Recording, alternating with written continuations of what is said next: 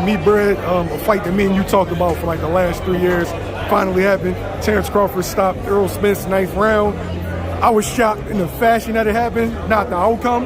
We had a lot of off the record talks about that fight. Yes, we had. At the gyms. I just seen my man over there, and he was, I always tried to keep it neutral because I like both guys. I always said it was a 50-50 fight because I'm cool with both trainers.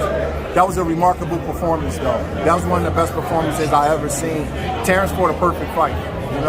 That's all you got to tip your hat to him. He fought a perfect fight, and when you fight that good, with all the lights on you, when you're at your best, when everybody is looking, that's special, and he was just a special guy that night, man, and you just gotta just bow your head to him, and that's it. I don't want to make no excuses for Earl, because I'm a fan of both guys. I know everybody talking about the weight, but the weight wasn't an issue when he fought Ugas. The weight wasn't an issue when he fought Danny Garcia, so you just gotta give Terence his prop. And more importantly, Earl not making no excuses for himself. So he's being a man about it, he's being honorable, he hasn't made any excuses, so we can't make excuses for him if he's not making excuses for himself. Were you shocked in the manner that it happened? Yes. Yeah, I thought that Terence was the puncher in the fight, and I thought if it was a knockout, that Terence was most likely to score it. I thought if it was a decision, Earl would most likely because he's busy. I didn't think I would see that.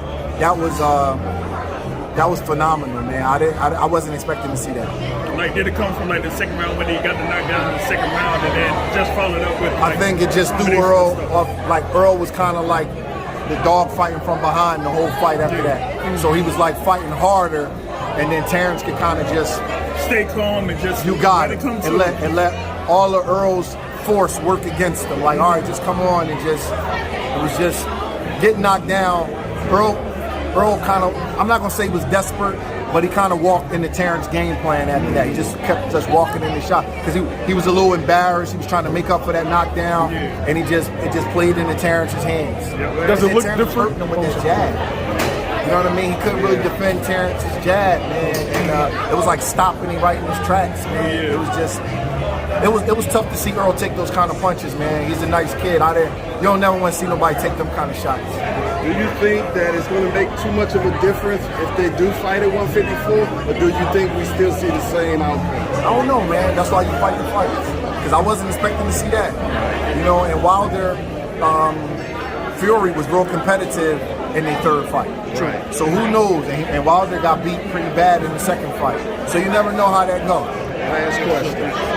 In your way,